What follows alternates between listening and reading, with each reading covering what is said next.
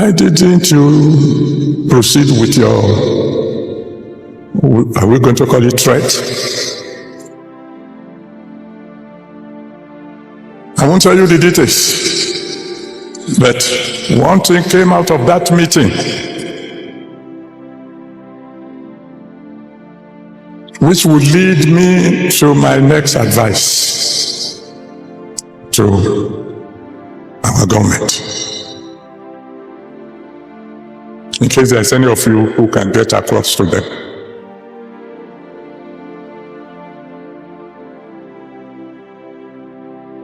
That when giving orders to the service chief this time round,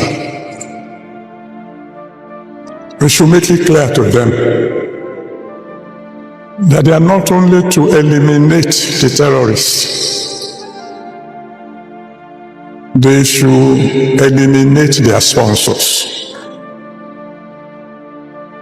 You who are watching on television at home, if you are not a member of the Redeemed Christian Church of God, you can change your channel now, because the Holy Ghost service is already over. And what I'm about to say now is for my children ears only. So if you continue after I've said this, you are eavesdropping. What I'm going to say now is for my children only. I've been quite a bit of pressure on me to say something about what is going on in the country and in the world, vis-a-vis the statement credited to the President of the United States of America concerning the issue of genocide or no genocide in Nigeria. I am not speaking to the world. I am not speaking even to the Christian body. Why? Because I'm a man under authority. I've told you that a long time ago. In Nigeria, there is what is called the Christian Association of Nigeria. And we have a president of the Christian Association of Nigeria. And we are under his authority. Why am I a man under authority? It's because I've discovered from the Bible that a man, no matter his stature, who is not under authority, cannot cast out a demon. Since I was born, I had carried placards only twice. I have, what do you call it when you go around? You protest or process or whatever. Only 2 times. First time, 1964, as a student at the University of Nigeria, Nsukka, Enugu campus. I protested, I went on procession because the people who organized the protests are radicals.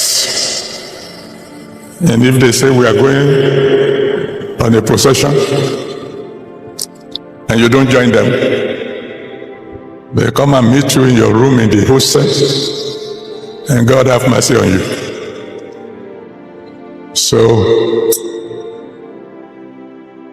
even though I didn't quite agree with what they are protesting about. Nsukka is a bit far from Ifewara. And I went to study, not to have my head broken. So when they said we'll go, I said, yes, here we go. The second time ever was some years ago, when the current president at that time said all churches should protest around the streets where their churches are, protesting against killings going on in Nigeria, particularly against Christians.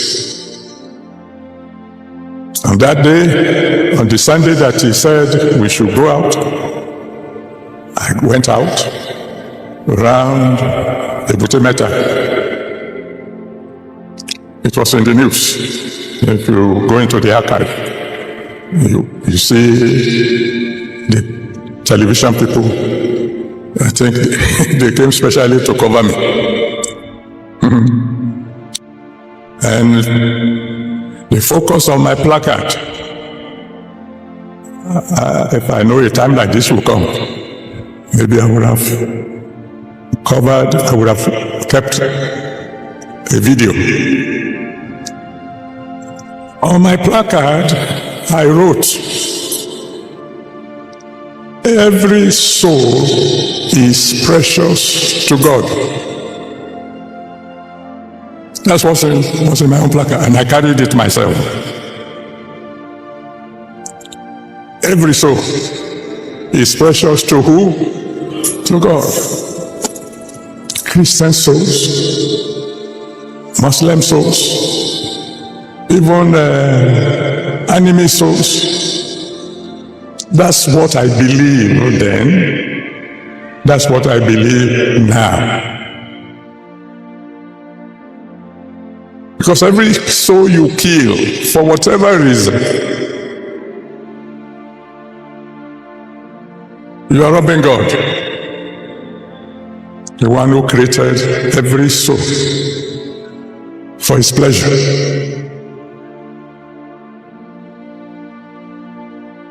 And until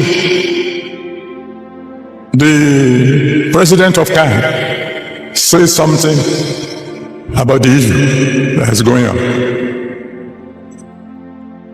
I will not be talking. What do you mean you will not be talking? I mean, I won't be talking to the people outside. There's nothing wrong in me talking to my own children.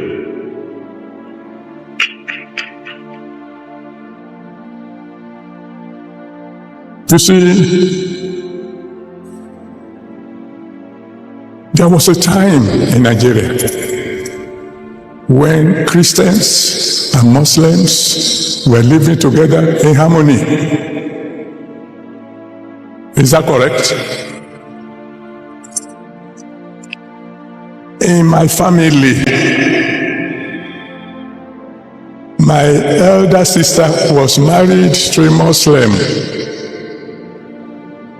My father was a Christian, my mother was a Christian, but one of my sisters was married to a Muslim. The name in Yoruba, I don't know how they call it in the real Muslim something. His name was Adiatu. And so in my family, up to today, I have cousins whose name is Rasak. I have people who call Musili, whatever they call it, in the correct something, and so on and so forth.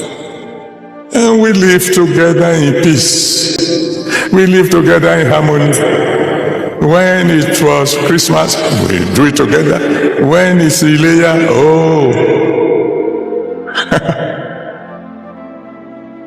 I had an uncle who loved me very well. And I tell you, anytime it was fasting time, I fasted. Not like him. I fasted in that I didn't eat dinner. I waited for him to go to the mosque and return. Because I know when he returns, oh God, there'll be goody. So my own fast began when it was almost breaking time. And I'm telling you, that man loved me like nobody else, even though my name is Enoch. He will wake me up in the night when they are finished preparing pounded yam, and we ate sari together. That didn't stop me from breakfast when going to school. I mean, there was peace, there was harmony, there was no quarrel. Until some crazy people just decided to introduce religion into politics. That's when everything went wrong. Now, you say, what about what is on the ground? Well, I'm talking to you, my children. In my own usual quiet way, I had related to all the presidents who were around when this trouble started. What did you tell them? Whatever I discussed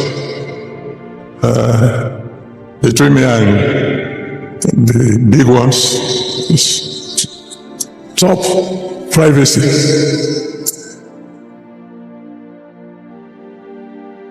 I have done my best, quietly, behind the scene. But as I've always told you, you can only advise the commander-in-chief. You can't command him. Because if you command the commander-in-chief, then you become the commander of the commander-in-chief. That doesn't make sense. But I've tried. And God is my witness.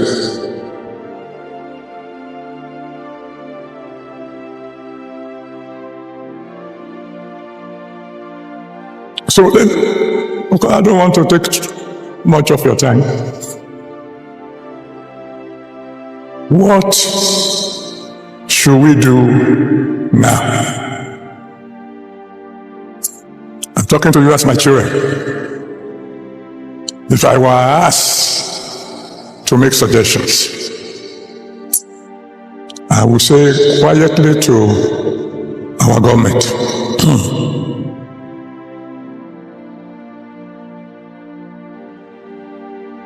move fast.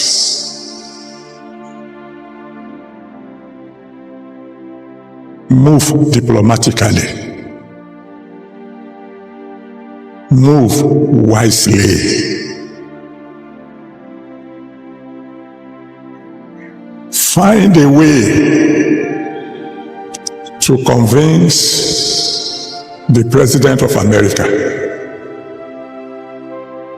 to please delay his actions for about 100 days.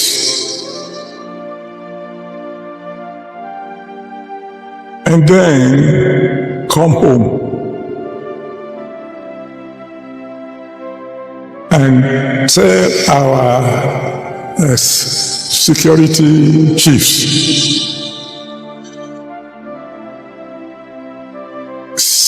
get rid of these terrorists within 90 days or resign.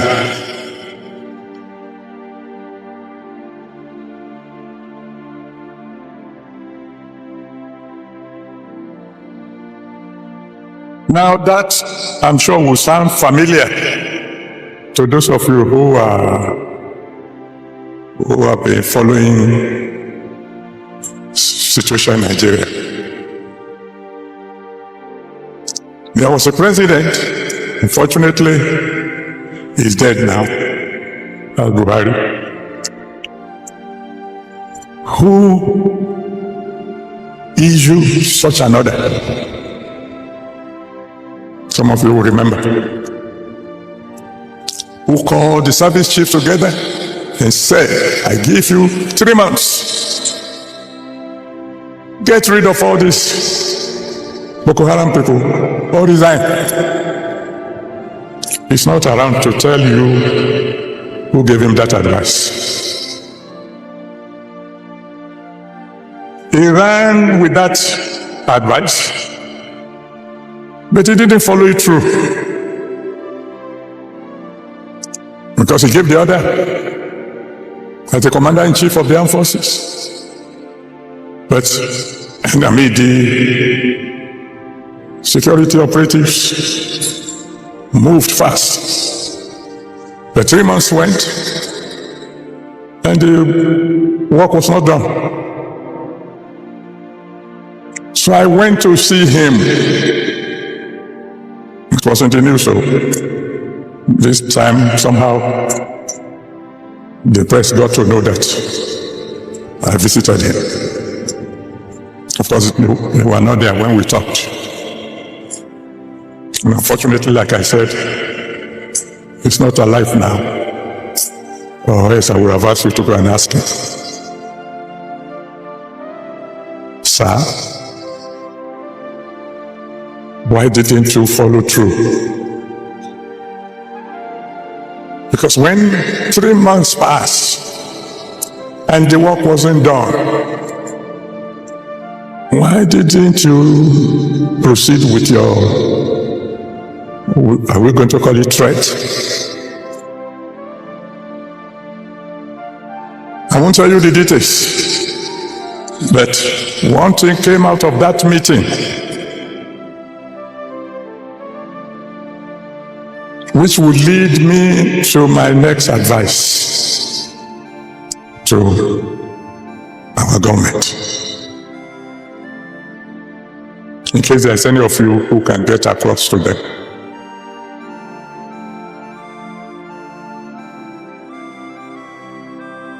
That when giving orders to the service chief this time round, we should make it clear to them that they are not only to eliminate the terrorists, they should eliminate their sponsors.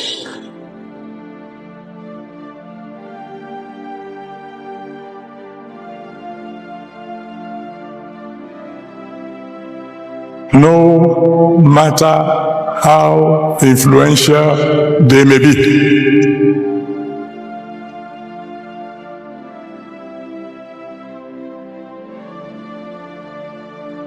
When I say my people, when I say our leaders should move fast, move diplomatically, they have to be and move wisely. We must take note of the fact that if America should attack us, China is not coming to defend us. Russia will not come to defend us. All the so-called world leaders, they will talk. They will condemn what America had done in strongest terms. But that's all they will do. That's all. Britain is not going to come and help us. No foreign or no other foreign powers will come to our aid. This is not the time for joking. This is not the time for grammar. This is not the time for I don't know a simple word for semantics. It's not a time when you begin to argue. Is it, what do you call it? Suicide, or what do they call it? What's the language?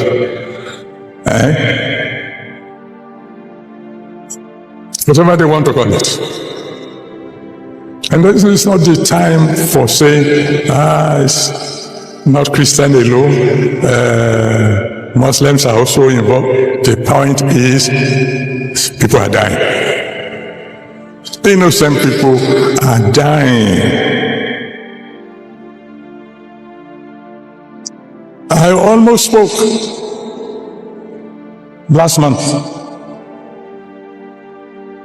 when I heard the speech of my in-law, the president.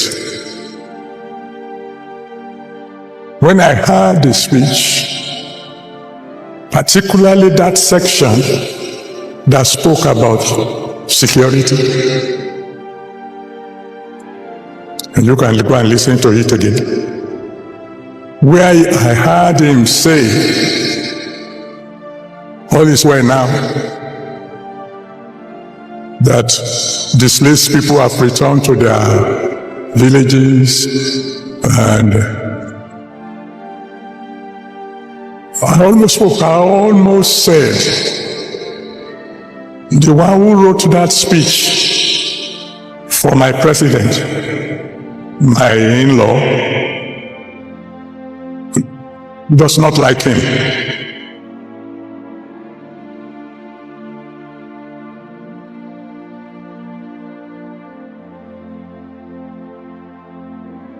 And if you want to say, what do you mean? Somebody wrote it, but it's the president who read it. Didn't he read it before he read it? Well, if you put it that way, then my conclusion will be, there are several people around my beloved in-law who are not telling him the truth. But that's all right, because I think the following day in the newspapers we read about a traditional ruler being killed, whether in Kwara or Kogi, while the wife was hiding somewhere in the house. But it's not the time for apportioning blames. Our president inherited this problem. It started before him. And in any case, I am an applied mathematician. I am more interested in just get the problem solved. That's all.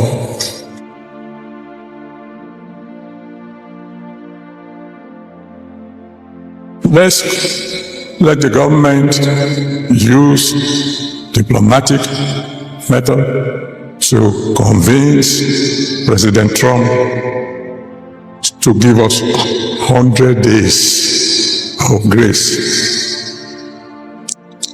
Call our service chiefs, fortunately they are new, perform within 3 months or resign. Now, where do you come in? You want to ask me, Daddy, you want to tell us you had no idea that something like this is coming? Well, I've told you I'm not a prophet. I only hear from God once in a while. But do you think I asked you to fast for 100 days for fun?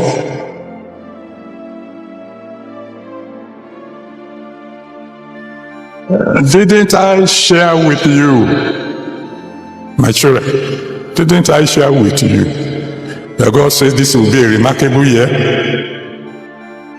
Didn't I share with you that God said that the wind that was blowing last year, that started blowing last year, is going to become a bit more violent this year.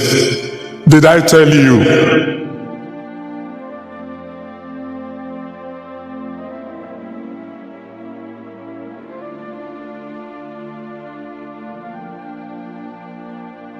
Well, you know, each time we have a meeting like this, I'm not the one who chooses the theme. It's God. Whatever He asks me to talk on, that's what I talk on. Now, concerning what we are still discussing, by this time next week, we will be having a Holy Ghost service in Abuja.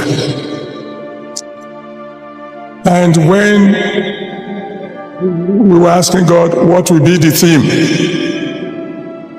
He gave us the theme, fear not.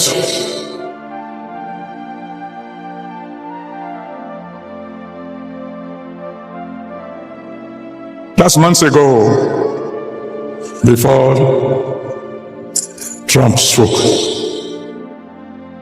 And anybody who knows the Bible knows that the only time God will say fear not is when there is something to fear.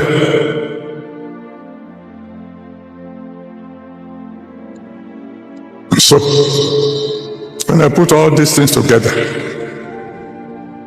I know in this year that God says will be remarkable. One way or the other, there will be peace again in Nigeria.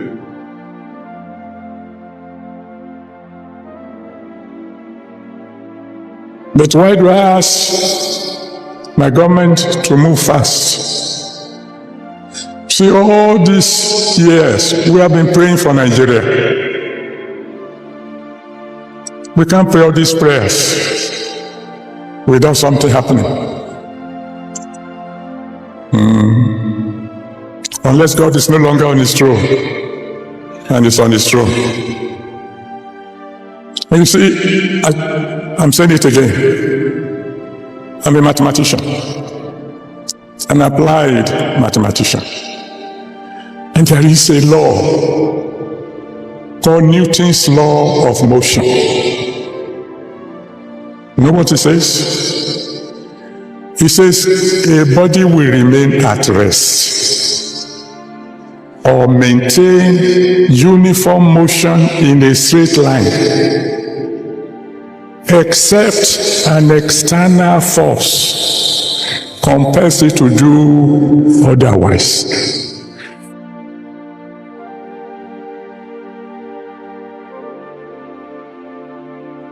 That's Newton's law of motion. Meaning, whatever method God wants to use, at the end of it all, there will be peace in Nigeria again. Hi, welcome to the Preacher's Portal. If you're new to this channel, please hit the like button, share and subscribe. If you go to this part of this video, now let's talk about this video, our own opinion. First, Adeboye put out a disclaimer: I am talking to my children. So if anybody's going to make any comment about it, are you part of the children that he is talking about? And secondly, of course, he knows that the world is going to listen. This is a well articulated, well put together speech with a lot of diplomacy. I mean, Adeboye is so wise, and that is why, of course he's an elder statesman. He's a patriarch. He's so wise because this message is so balanced with a lot of information inside, a lot of sternness and still diplomacy, because of course there is a government of the day. You understand? A lot of disclaimers to be sure and say, I am not speaking on behalf of the body of Christ. I'm not speaking on behalf of Khan. I'm just speaking to my children. But the message was underlined and the message was passed. I mean, such diplomacy. Like, I saw a video of Apostle Johnson Suleiman, you know, when he said a pastor called him and people were accusing them, you know, of not speaking up, and he said he has grown. that he has been talking all this while. Of course, Apostle Johnson Suleiman has been somebody that has been very, very vocal. Another person is Dr. Paul and Nature. These men have been vocal about this killing, this massacre, and the government have not done anything about it. Even Bishop David Oyedepo, you know, he has warned the Christian in the last election. He warned the 2015 election. He warned and said this country is going down the drain, and nobody, of course, paid attention to him. And right now they are now very quiet, and they are living their life, doing their ministry and all that. But of course, it's due them for them to speak up, because this concerns the lives of Christians and all that. So Daddy Gio addressing this thing is long overdue, because he knew, and of course he's a man of the spirit, he knows that a lot of the reasons why many people, even myself, you know, have kind of a reservation because he was quiet, due to the fact that he also led a protest against during the time of President Jonathan, and he has come to put it out there that what you see me do is not something I just originated, but the fact and the fact is that he was there, and he had placard in his hand, and he was protesting against the killing. And of course, he was very correct what he wrote on his placard, you know, and it was as if the whole media centered on him, because he's a very, very known figure. So the pictures keep flying around. Now, why would you do this for a man who is not your own tribesman from your own part, and now you have an in-law, like he has been calling him? You know, that is so wise. Like he was subtly, you know, when you are giving somebody chloroquine, at the same time, like you are still putting juice and all that, you know, that kind of thing. You're trying to give a child medicine, but you are wrapping it around fruit juice and all that, just to make the child drink the medicine. That's the way he quoted this. This is very, very, you know, very diplomatic. If you don't understand diplomacy, you're not objective, if you're emotional, this speech is going to piss you off. That's the truth, because you expect that the Gio to be very stern. And I'm also going to say where I do not agree with him, and of course we're open to our opinion, but like he said, he put out a disclaimer there, I'm talking to my children. So he laced this, you know, this speech, he laced it with a lot of diplomacy, knowing the critical position where he stands in Nigeria. You understand all these things he's saying, that okay, I'm not the president, I am not the commander-in-chief and all that. That is the truth, but he has a stake in this nation, and that's just the truth. So whatever comes out of his mouth, he has to be very, very careful, because it can lead to many things, and that is why he laced it in diplomacy. That's just the truth, and that's our own take on his statement. Now, where we do not agree with him is the 100 days. The 100 days is enough for this useless guys to wipe out a whole state. 100 days is too much for them to wipe out a whole state. So we cannot gamble on the lives of people, giving them 100 days to act. These people have not acted in years. This is over 2 decades of incessant killings and constant killings of people's lives. So 100 days is way too much. You know, Daddy, for that one, I know you're talking to your children, but of course it's in the public space. 100 days is too much. It's too much. The Nigerian military can take this trash out in 2 weeks. I tell you, the Nigerian military can take this trash. Like we said in our previous video, we do not even want President Trump to come. Honestly, you know, it will show that we cannot deal with internal issues. You know, when external forces begin to solve internal issues, that means you are incompetent as a nation, and you are vulnerable to many things. You can have an issue with another country, and they just come in and do whatever they want to do and get out, and because they know that you are weak from within, you understand. So but 100 days, Daddy, is too much. 100 days is too much, because still, as we're doing this video, the killing is still going on. The massacre is still going on. Up until the 7th of November, they are still killing. On the 6th of November, they are still killing. They are still going on rampage, annihilating. We cannot post some videos here, but I tell you, they are not going to stop. There is an Islamic agenda, and giving them 100 days is expanding their plans. That is the basic truth. Expanding their plans. The highest thing we can give these guys is 7 days to 2 weeks. 7 days. You tell President Trump to hold on for the next 7 days, and we want to see bodies drop. That is the truth. We want to see action. The only way to solve this thing is action, and that is why they know that President Trump is not capping. He's not somebody that speaks anyhow. They know that he's going to take action and is going to deal with them decisively. That's why you are seeing all these useless protests going up and down. They don't want Trump to come. They know who he is. They know he doesn't bluff. They know who doesn't bluff. So they know, and that is why they are running up and down, protesting and all that. Giving them 100 days is like bending to their will. That is not acceptable, Daddy.